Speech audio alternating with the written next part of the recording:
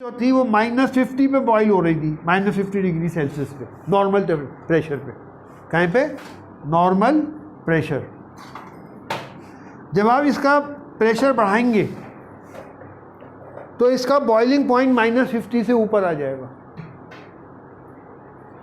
Higher pressure पे वो -50 से -20 पे आ जाएगा, और प्रेशर बढ़ाएंगे वो -30 पे आ जाएगा, और प्रेशर बढ़ाएंगे। समझ में आ रही है बात? ये उसको उल्टा कर देंगे तो घट और हो जाएगा। मैं अभी एक और मिसाल देता हूँ, -30 ने -10, फिर क्या नाम है 0 पे आ जाएगा, और प्रेशर बढ़ा देंगे 10 पे आ जाएगा। अब और प्रेशर बढ़ाएंगे 20 पे आ जाएगा बॉइलिंग। अब 20 डिग्री तक ठंडा करना या 10 डिग्री तक ठंडा करना या 0 डिग्री तक ठंडा करना आसान है। Are you understanding? हमारी जो आइस, हम अपनी बर्फ़ जो है वो फ्रीज़र में रख देते हैं, वो 0 तक ठंडी हो जाती है, 22 बन जाती है। लेकिन -150 या 150 से नीचे जाएं तो वहाँ तक पहुँचना, मैं ये नहीं कह रहा इम्पॉसिबल है, कि वहाँ तक पहुँचना मुश्किल है। तो जो गैस 180 के ऊपर बॉईल हुई है, तो वो गैस भी 180 पे बनेगी नॉर्मल कंडीशंस में। लेकिन अगर हम उसका बॉइलिंग पॉइंट बढ़ा के 10 क्या नाम है -10 डिग्री सेल्सियस तक ले जाएं मिसाल के तौर पे, तो -10 तक ठंडा करना मुश्किल नहीं है। पहाड़ों पे होता है टेम्परेचर, हिंदुस्तान के अंदर जो लाहौर वैली है वहाँ पे सर्दियों में टेम्परेचर -40 तक पहुँच जाता है। समझ में आया नहीं आया ये? तो -80 तक पहुँचना मुश्किल है, लेकिन प्रेशर बढ़ाने से वो जो बॉइलिंग पॉइंट है वो -10 पे आ जाएगा। और जब बॉइलिंग पॉइंट -10 पे आ जाएगा, वो भी गैस है, तो हम वहाँ पे उसको ठंडा करेंगे तो वो बजाय यहाँ पे आके लिक्विड बने, वो -10 पे लिक्विड बनना शुरू हो जाएगा। कहाँ पे लिक्विड बन जाएगा? क्योंकि जिस टेम्परेचर पे बॉइल हुआ था उसी पे लिक्विफाई होगा। तो प्रेशर बढ़ा के हम उसको उसका प्रेशर बढ़ाने से फ़र्क क्या पड़ रहा है? उसका बॉइलिंग पॉइंट बढ़ रहा है, और वो बॉइलिंग पॉइंट उस जगह पे आ जाएगा जहाँ तक हम आसानी से जा सकते हैं, लोअर कर सकते हैं अपनी बॉडी के टेम्परेचर को। और जब हम उस टेम्परेचर पे पहुँच जाएंगे जो बॉइलिंग पॉइंट है, फिर और ठंडा करेंगे तो वहाँ पे आपको पता है जब स्टेट चेंज होती है टेम्परेचर चेंज नहीं होता, तो वहाँ बॉइलिंग तो टेम्परेचर तो वही रहेगा, लेकिन स्टेट चेंज हो जाएगी, वो गैस से क्या बन जाएगा? लिक्विड बन जाएगा। पॉइंट समझ में आया? आप वाटर की मिसाल ले लीजिए, इससे उल्टा कर दें, प्रेशर कम करते जाओ, वाटर कम टेम्परेचर पे बॉईल होगा। आपकी 6-7 साल पहले फिजिक्स के अंदर 9th के अंदर एक एक्सपेरिमेंट था जिसमें वाटर जो है वो -60 डिग्री पे बॉईल होता हुआ दिखाया था। थर्मोमीटर लगा हुआ था, तो पानी कितने पे बॉईल हो रहा है? 60 पे, जबकि वैसे बॉइलिंग पॉइंट क्या है नॉर्मल प्रेशर पे? 100 डिग्री। लेकिन वहाँ प्रेशर नॉर्मल नहीं है, वहाँ प्रेशर कम करते गए। वो जो डिब्बा था उसको इस तरह बनाया गया था कि उसने प्रेशर कम कर दिया। जब प्रेशर कम होता गया तो बॉइलिंग पॉइंट भी कम होता गया। आप 10 डिग्री पे वाटर को बॉईल कर सकते हैं, इतना प्रेशर कम कर दो कि वाटर का जो बॉइलिंग पॉइंट है वो 10 डिग्री पे पहुंच जाएगा कम होकर। आप नहा भी सकते हैं बॉइलिंग वाटर से। आप कहोगे ये कैसे मुश्किल है? ये बिल्कुल वो मुश्किल नहीं है। जब आपका टेम्परेचर 10 हो जाएगा तो 10 में किसको 10 डिग्री, तो आमतौर पर जो हमारे घर का टेम्परेचर है आजकल पानी का वो 20 से 25 के बीच में, तो फिर हमें नहाने में क्या प्रॉब्लम है? हमें जो जल रहा है वो हाई टेम्परेचर पे जल रहा है, वो टेम्परेचर जब 10 डिग्री हो जाएगा वो बॉयल हो रहा है। तो वो बॉयल क्यों हो रहा है? वो इसलिए नहीं हो रहा कि वो टेम्परेचर उसका कम हो, उसको बॉयल इसलिए हो रहा है कि जो बॉइलिंग पॉइंट था वो कम हो गया बिकॉज ऑफ लो प्रेशर,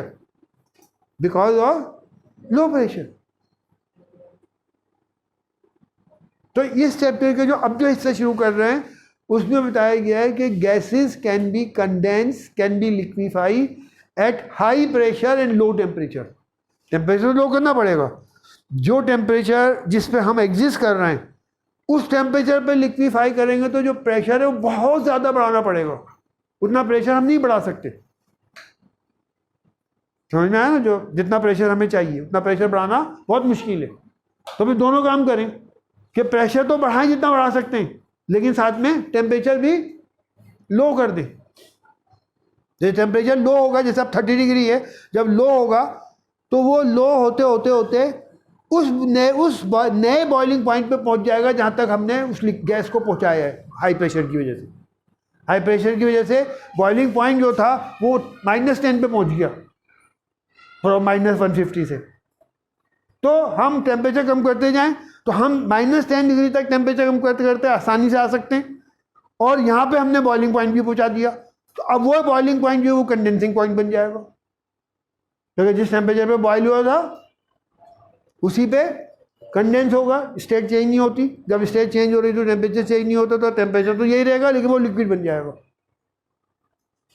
तो गैसेस को कंडेंस करने के लिए क्या चीज, दो प्रॉपर्टी जरूरी है, एक हाई प्रेशर ताकि उसका बॉइलिंग पॉइंट बढ़ जाए, और लो टेम्परेचर, क्योंकि हाई प्रेशर तो कर दिया लेकिन टेम्परेचर वही रखा जो रूम टेम्परेचर है, तो उस टेम्परेचर पे वो कंडेंस नहीं होंगी।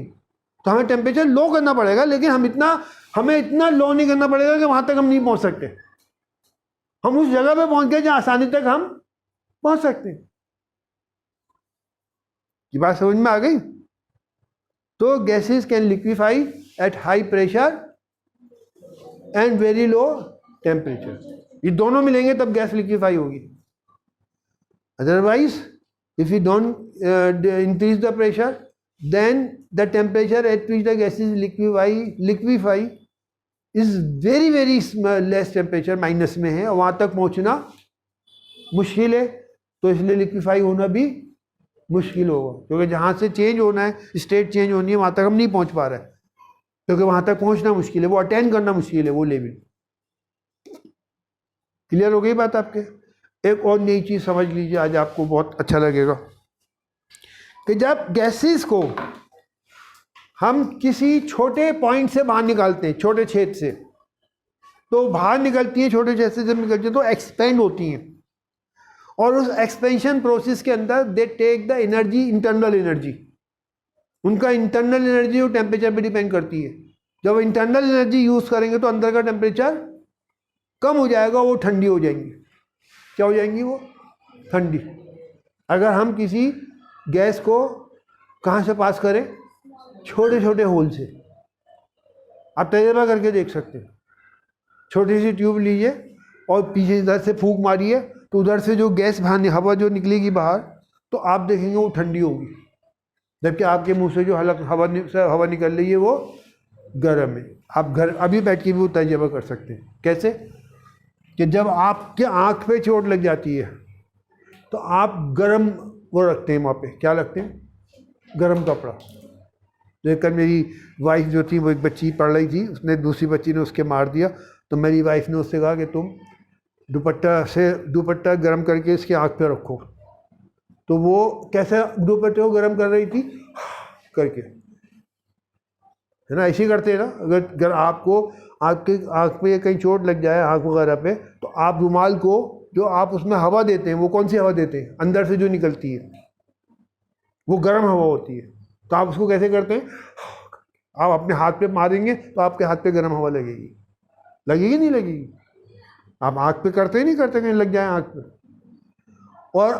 और अगर कहीं जल जाए तो आप उसको यूँ नहीं करते, कहीं जल जाए तो आप क्या करेंगे? आप मुंह बंद करके देख लो। अब देख लो, करके तो देखो, उसका टेम्परेचर कम हो जाएगा। आ गई ना बात समझ में? अब और बिल्कुल छोटा सा छेद होगा, जब वहां से हवा बाहर निकलेगी तो कितनी ठंडी हो जाएगी। जब आप यहाँ बैठे बैठे एक्सपेरिमेंट कर सकते हैं कि कहीं खुदा ना करे जल जाए, तो आप मुंह खोल के उसको वो नहीं करते, जली हुई जगह पे करके उसको वो नहीं करते, जली हुई जगह पे आप फूंक मारते हैं, मुंह हवा निकालते हैं मुंह को छोटा करके, ताकि वो जो वहां पे ठंडी हवा जाए। देखिए, अभी आप नेचुरल लेवल करते हैं, आपको किसी ने बताया नहीं है, अब आपको उसका साइंटिफिक रीजन पता चल गया। हालांकि आपके घर में लेडीज भी करती हैं, जेंट्स भी करते हैं, लेकिन किसी ने बताया नहीं। भाई आप जो है ठंड जल गया तो आप मुंह छोटा करके क्यों फूंक मार रहे हैं? हालांकि आप ऐसे ही करते हैं, कभी भी ऐसा होगा, आपने ऐसे ही किया होगा। तो नेचुरली अल्लाह में सिखा देते हैं, कुछ घर में सीख लेते हैं। कहीं चोट लग जाए आँख में तो आप मुंह खोल के हवा उसमें डालते हैं, रुमाल के ऊपर, कपड़े पे, तो उसमें थोड़ी गर्माई आ जाती है, फिर वो आप आँख पे रखते हैं ताकि वो गर्मी पहुँचे। तो यहाँ पे ये भी सीखेंगे आप। जब लिक्विफाई करेंगे तो वहाँ कैसे गैस लिक्विफाई हो रही है, तो किन किन स्टेजेस से गुजर के लिक्विफाई होती है, आपको अब ताज्जुब नहीं होगा जब आप वो स्टेज पढ़ेंगे तो पड़ेगा। ये छोटे से उसको हम बोलते हैं जेट। वो ट्यूब होती है जिसकी नोक बहुत ही पतली होती है, उसे हम जेट बोलते हैं। अगर उसके मोटी सिरे से अगर आप फूंक मारेंगे तो अंदर से जो पानी निकलेगा, छोटे सुई के नोक के बराबर छेद होता है, जो वहाँ से पानी निकलेगा वो बहुत बारीक और बहुत आगे तक जाएगा, जो प्रेशर होगा उसके ऊपर, और उसमें हवा निकलेगी तो वो ठंडी एज कंपेयर टू वो हवा जो अंदर जा रही है उसके मुकाबले वो ठंडी होगी। पॉइंट क्लियर हो गया आपकी? तो इसमें जो आज आपको हम बताने जा रहे थे कि इसमें ये बताना था मुझे आपको कि एक तो क्रिस्टलाइजेशन बताना था। क्या बताना था? क्रिस्टलाइजेशन। उसके बाद फिर मैं हाउ टू लिक्विफाई एयर, उसके स्टेप्स मैं आपको लिखवा दूंगा। उसकी डायग्राम भी बुक में बनी हुई है। आप स्टेप्स के हिसाब से डायग्राम बना लें।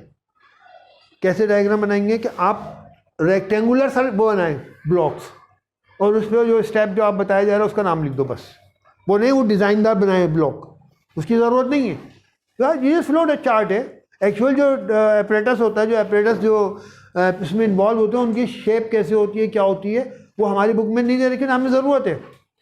तो हमें एक फ्लो चार्ट कहते हैं, एक आइडिया कि भाई एक चैम्बर ये होगा, एक चैम्बर ऐसा होगा, तो उसका शेप कैसा, उससे हमें मतलब नहीं है। अब वो जो हम चैम्बर दिखाएंगे वो ब्लॉक की शक्ल में दिखा सकते हैं, वो राउंड शेप में दिखा सकते हैं। बात समझ में आ गई? तो सबसे पहले हम लेंगे क्रिस्टलाइजेशन, ठीक है। जब पहले हम स्टेप्स और एयर की बात हो रही है, एयर के हम स्टेप्स ले लेते हैं कि सबसे पहले क्या करते हैं जब एयर को लिक्विफाई करते हैं।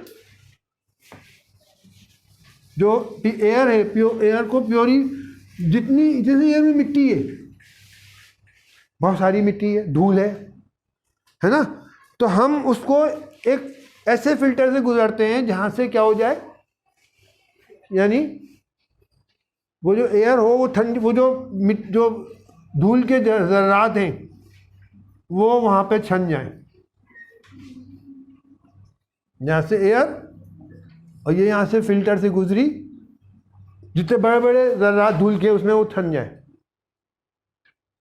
समझ में आ गई? जैसे बाहर धूल चल रही है, अब वो हवा जो है, वो हवा जो धूल के साथ जो धूल के पार्टिकल्स हैं, जब हम फिल्टर से गुजारेंगे तो वो धूल के पार्टिकल जो है वो फिल्टर से रुक जाएंगे और ये फिल्टर्ड एयर आएगी। इस एयर को फिर हम पास करते हैं कंप्रेशर में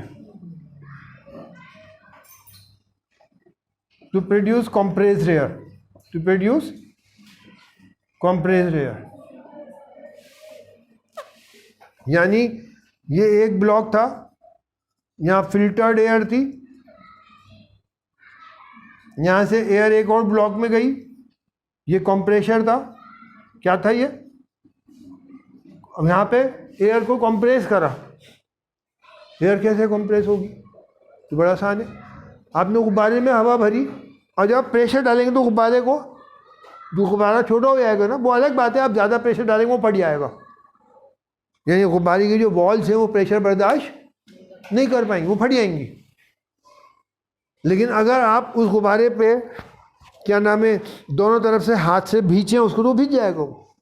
वैसे भी गैस की प्रॉपर्टी है, वो कंप्रेस हो जाती है। जब एयर कंप्रेस होती है उसका टेम्परेचर बढ़ जाता है, गर्म हवा क्या हो जाती है? गर्म हो जाती है। वजह क्या वजह है? गर्म क्यों हो जाती है कंप्रेशन पे? तो जब एयर को आप प्रेशर डालेंगे, उसको प्रेशर डाल के मॉलिक्यूल्स को करीब लाएंगे तो मॉलिक्यूल्स आपस में जल्दी जल्दी टकराएंगे।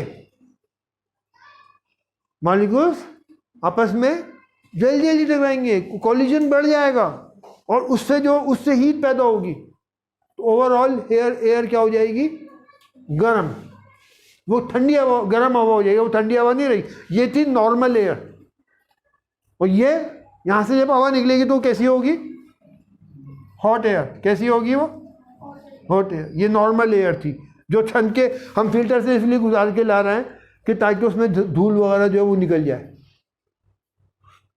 फिर हम उसको पास करेंगे एक और चैम्बर से जहां पे फ्रीजिंग कोल्ड वाटर है। कौन सा वाटर? कूलर कह लें इसे।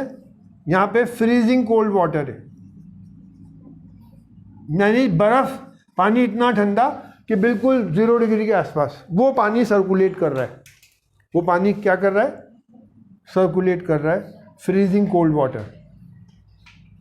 अब वो ये डिज़ाइन जो है नेचुरल बात है, वो उस शक्ल में होगा। कैसे? ऐसे। Are you understanding? तो वो जो एयर इसमें जाएगी, तो वो जब फ्रीजिंग कोल्ड वाटर वाले चेंबर में जाएगी जहाँ पे पानी ठंडा पानी, बर्फ जैसा ठंडा, 0 डिग्री पे टेम्परेचर है, वो पानी सर्कुलेट कर रहा है, एक तरफ से अंदर और दूसरी तरफ से बाहर निकल रहा है। तो उस चेंबर में जब हवा जाएगी, वो गर्म हवा कंप्रेस तो रहेगी, लेकिन वो क्या हो जाएगी?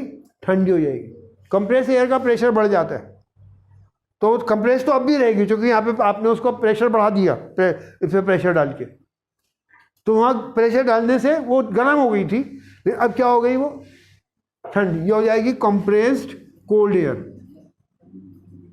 Compressed cold air. अब वो ठंडी हो गई, लेकिन अभी वो इस लेवल पे नहीं पहुंची कि वो लिक्विफाई हो जाए। Are you understanding? ठंडी हो गई वो। तो उसके बाद फिर हम इसको पास करते हैं, इसको फर्दर कूल करते हैं। इसको क्या करते हैं? मतलब कूलर, सेकंड कूलर, जहां पे हम इसको अब यहां जो हम करते हैं फर्दर कूल, तो ये जो कूलर है, इसमें जो है हम वो वाले टेक्निक भी इस्तेमाल कर सकते हैं कि छोटे से पाइप से गुजारे, यानी छोटे छेद से गुजारे। जब छोटे छेद से गुजारेंगे तो प्रेशर तो था ही, प्रेशर कम नहीं हुआ, लेकिन वो छेद पे से, जब मैंने बताया था अभी, कोई गर्म हवा किसी छोटे छेद से बाहर निकलती है तो वो उसका टेम्परेचर कम हो जाता है, तो वो और ठंडी हो जाएगी। यहाँ ये इतनी ठंडी हो जाती है कि जो सबसे एयर में सबसे ज़्यादा बॉइलिंग पॉइंट जो है, जिससे वो था आपका बॉइलिंग पॉइंट नहीं, वो बेसिकली वो था सब्लिमेशन, वो था आपकी कार्बन डाइऑक्साइड। कार्बन डाइऑक्साइड एक सफ़र में तो वो लिक्विड बनती है, फिर लिक्विड से सॉलिड बनती है, लेकिन जब वो सॉलिड से आप उसको गर्म करेंगे तो वो क्या होगा? वो डायरेक्ट गैस बनेगी, लिक्विड वाली स्टेट नहीं आएगी। तो वहाँ वो जो कार्बन डाइऑक्साइड है वो ठंडी होकर लिक्विड बन जाती है।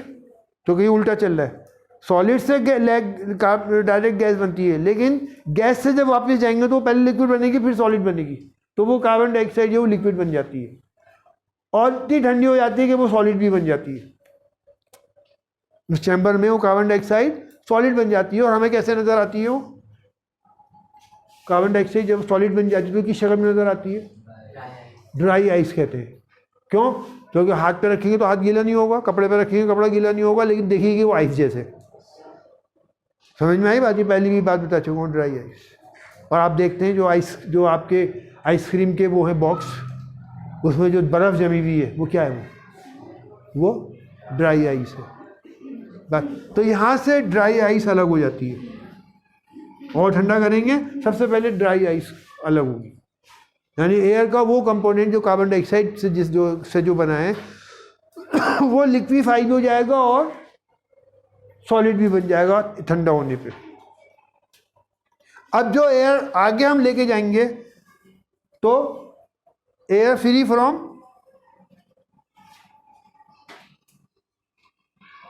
CO2 क्या रखती है इसमें? क्या क्या इसमें होता है? इट मेनली कंटेन, और भी कुछ एक आध चीज गैस हो सकती है। It mainly contain oxygen, argon and nitrogen. Carbon dioxide निकल, एयर में जो मेन कंपोनेंट है वही 4 है, बाकी और भी है कंपोनेंट, मीथेन भी है, हीलियम भी है, लेकिन वो बहुत बहुत कम क्वांटिटी में। तो हम उन मेन कंपोनेंट की बात कर रहे हैं कि अब जो एयर में कार्बन डाइऑक्साइड बाहर निकल जाएगी तो 4 कंपोनेंट थे, कितने रह गए? तीन, ऑक्सीजन, आर्गन एंड नाइट्रोजन। फिर हम इसको दोबारा जेट से पास करते हैं। कहां से? जेट से। इसको बोलते हैं हम एक्सपेंशन जेट। ठीक है, इसको हम सेपरेटर भी कह सकते हैं। ये जो था जहां पे कार्बन डाइऑक्साइड अलग हुई है, क्या बोल सकते हैं इसको हम? सेपरेटर। ये भी क्या है? एक तरह का कूलर है, और सेपरेटर ही किसको अलग करता है? ये ड्राई है इसको।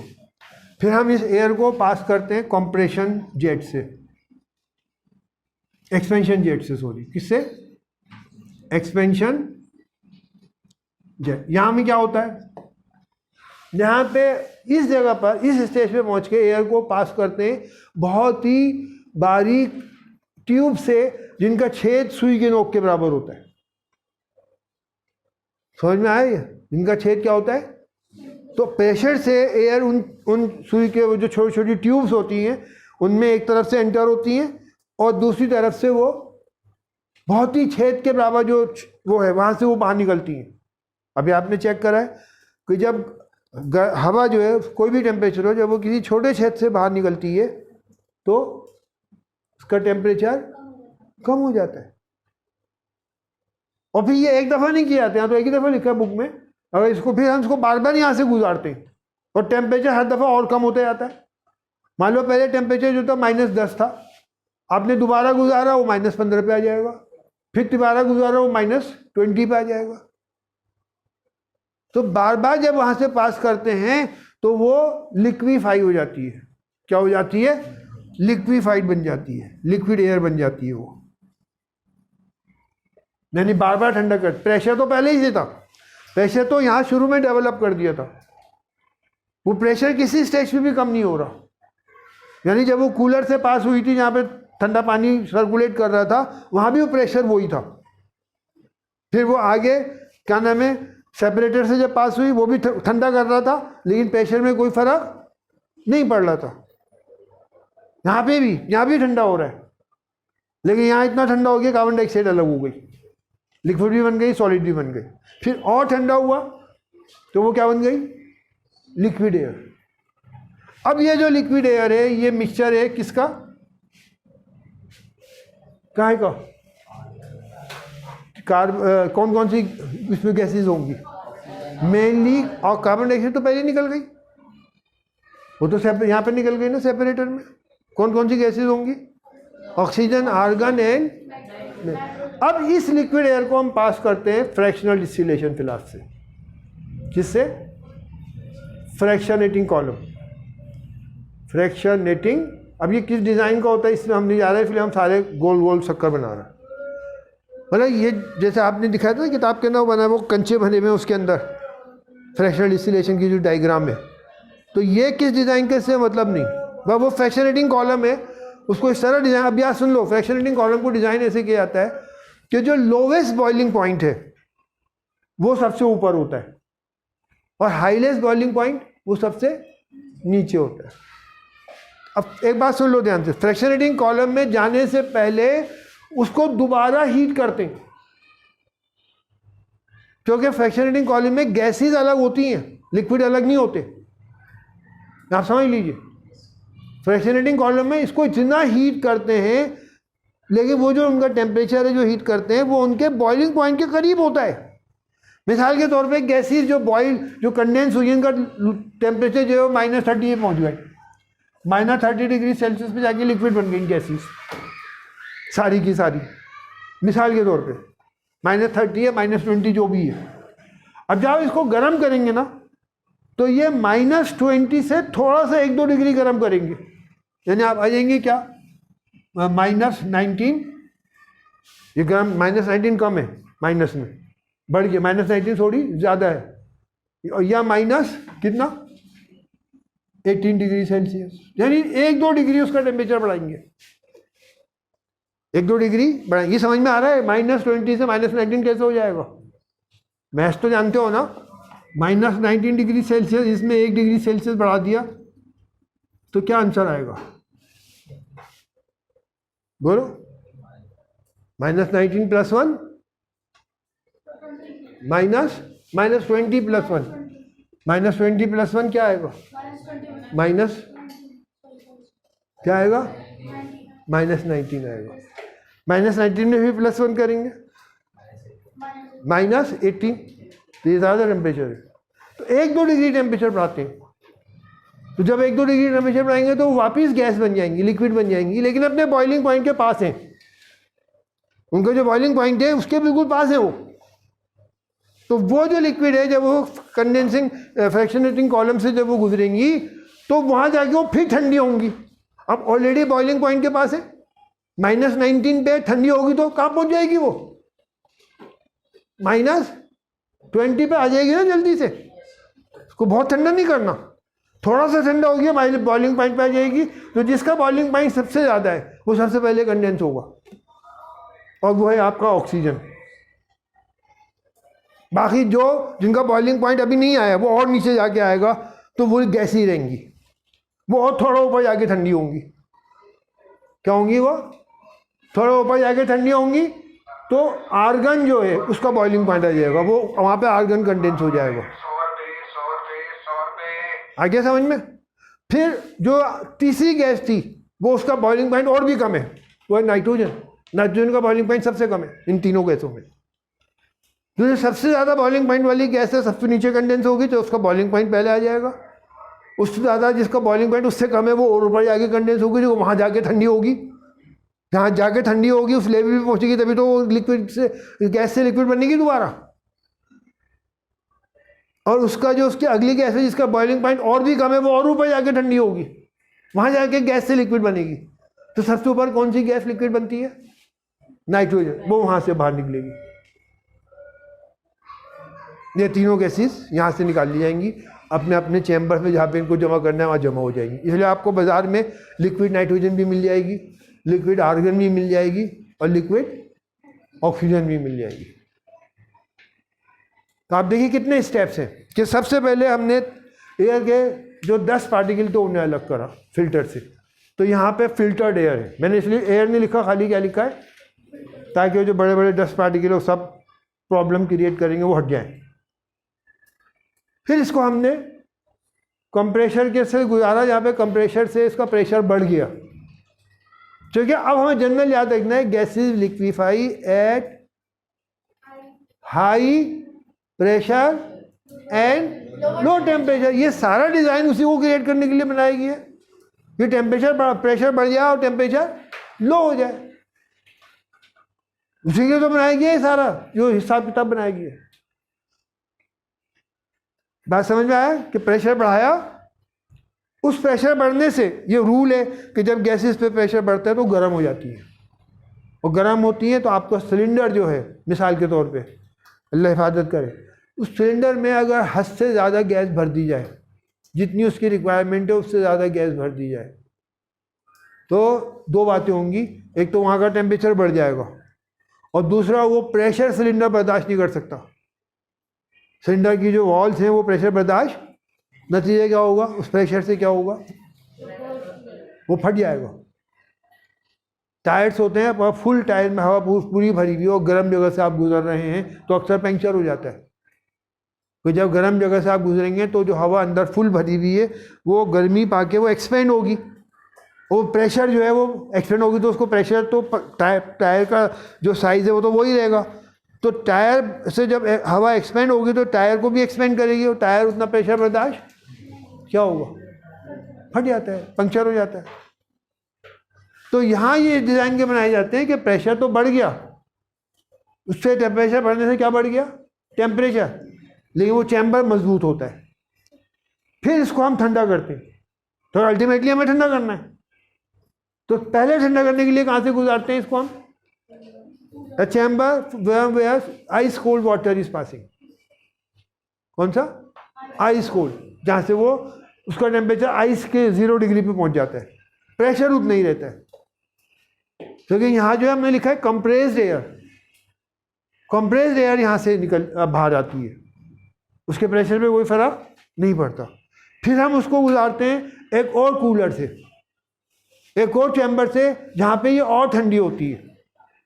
जब ये और ठंडी होती है तो जो सबसे ज़्यादा ऊंचा बॉइलिंग पॉइंट है सारी गैसेज में वो कार्बन डाइऑक्साइड का है। प्रेशर तो बढ़ ही चुका है और ठंडी हो गई तो बॉइलिंग पॉइंट पे आ जाती है, इसके लिए फ्रैक्शनल डिस्टिलेशन की ज़रूरत नहीं है। और वो इतनी ठंडी होती है कि लिक्विफाई भी हो जाती है और लिक्विड के बाद क्या होती है, वो ठंडी होकर सॉलिड भी बन जाती है। वो इसको अलग कर लेते हैं, इसलिए हमने इसको लिखा है सेपरेटर। ड्राई आइस को अलग करता है। यहाँ ठंडा भी हो रहा है साथ में, ये भी याद रखिएगा। फिर ये ठंडी हवा जो है, जो कार्बन डाइऑक्साइड के बॉइलिंग पॉइंट तक पहुंच चुकी है, कंप्रेस्ड कोल्ड एयर, ये कंप्रेस्ड कोल्ड एयर फिर हम पास करते हैं कहीं से, क्या बताया था मैंने उसको, क्या नाम दिया उसका, एक्सपेंशन जेट से। एक्सपेंशन जेट क्यों कहते हैं कि जेट से निकल के वो एक्सपेंड होती है। तो जब भी हवा किसी छोटे पॉइंट से निकल के किसी बड़ी जगह पे आती है तो उसका टेम्परेचर कम हो जाता है हमेशा। अब आपने एग्जाम्पल देखी, आपने अपने मुंह से हवा निकाल के देखी, छोटे छोटे से निकल के बड़े एरिया में आएगी। क्यों कम हो जाता है कि जब हवा एक्सपेंड होती है तो वो एक्सपेंशन के लिए जो उसको एनर्जी चाहिए वो अपनी इंटरनल एनर्जी यूज करती है। जो इंटरनल एनर्जी से उसका टेम्परेचर क्या हो जाता है, जितना था उससे कम हो जाता है। तो अभी तक वो टेम्परेचर नहीं पहुंचता कि लिक्विफाई हो जाए, लेकिन जब हम एक्सपेंशन जेट से गुजारते हैं तो उसका टेम्परेचर जितना था उससे और कम हो जाता है। और ये हम बार बार करते हैं, एक दफ़ा नहीं होता, it is done several times. इस तरह बनाया जाता है कि दोबारा हवा फिर घूम के एक्सपेंशन जेट में आ जाती है, फिर दोबारा एक्सपेंशन जेट में आ जाती है, बार बार आती है। नतीजा क्या होता है, टेम्परेचर कॉन्टीन्यूसली क्या होता रहता है, कम होता रहता है। और एक स्टेज आती है कि इतना कम हो जाता है कि तीनों गैसेज लिक्विफाई हो जाती है। मेनली जो तीनों गैसेज मेनली थी उसमें, ऑक्सीजन, आर्गन एंड नाइट्रोजन, वो लिक्विफाई हो गई। अब ये लिक्विड की फॉर्म में है। अब जो जिनका टेम्परेचर, जिन लिक्विड्स का टेम्परेचर बॉइलिंग पॉइंट बहुत करीब होता है, उनको हम कैसे अलग करते हैं, जनरल रूल है कि कौन से मेथड से, फ्रैक्शनल डिस्टिलेशन, ये रूल है।